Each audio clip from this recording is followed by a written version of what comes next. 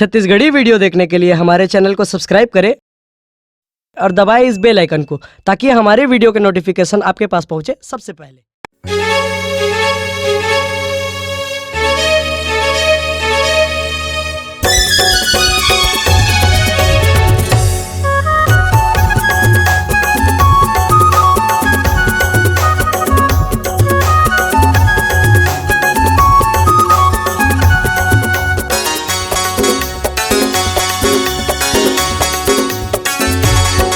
Accelerator दबाहूँ ना, बाकी मोरा घुमाहूँ, जांगीर चापा ले जाहूँ ना। एचके में जुकमा तोला ले जाके गोरी गाना गवाहूँ ना। एचके में जुकमा तोला ले जाके गोरी गाना गवाहूँ ना। एक्सीलेटर दबावेगा सनमा मोला ले जाबे ना। एक्सीलेटर दबावेगा सनमा मोला ले जाबे ना।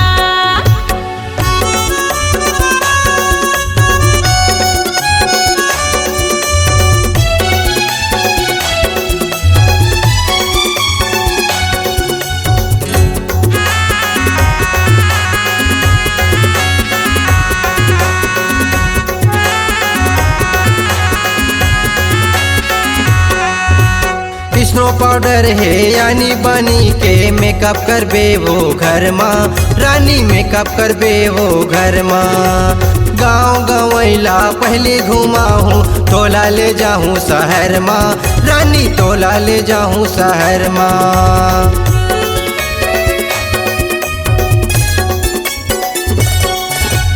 स्नो पाउडर है यानी पानी के मेकअप करबे वो घर माँ, रानी मेकअप करबे वो घर माँ। गाँव गवैला पहले घुमाऊँ, तोला ले जाहूँ शहर माँ, रानी तोला ले जाहूँ शहर माँ। तोर मन के तोला पिक्चर देखाहूँ,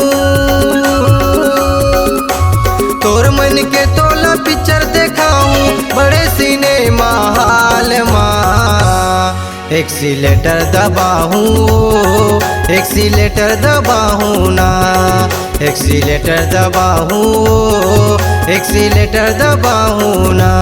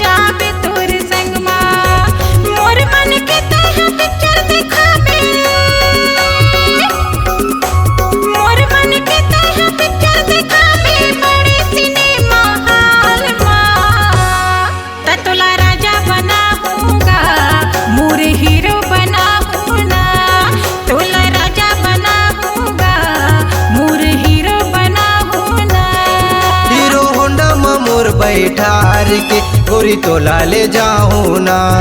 हीरो होंडा में तोर बैठार के राजा मोला ले जाबे ना। एक्सीलेटर दबाहूँ, एक्सीलेटर दबाहूँ ना। एक्सीलेटर दबावेगा सनमा मोला ले जाबे ना। रानी तोला घुमाहूँ, गोरी तोला ले जाऊँ ना। राजा मोला घुमावेगा सनमा मोला ले जाबे ना। रानी कोरबा ले जाहूँ, बाकी मोरल घुमाहूँ ना। राजा कोरबा घुमावेगा बाकी मोगरा ले जाबे ना। रानी तोला घुमाहूँ ना।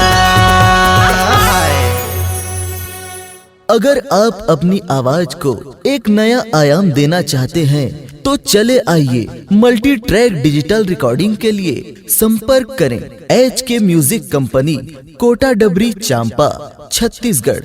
मोबाइल नंबर है 9329238487 और 8085380339।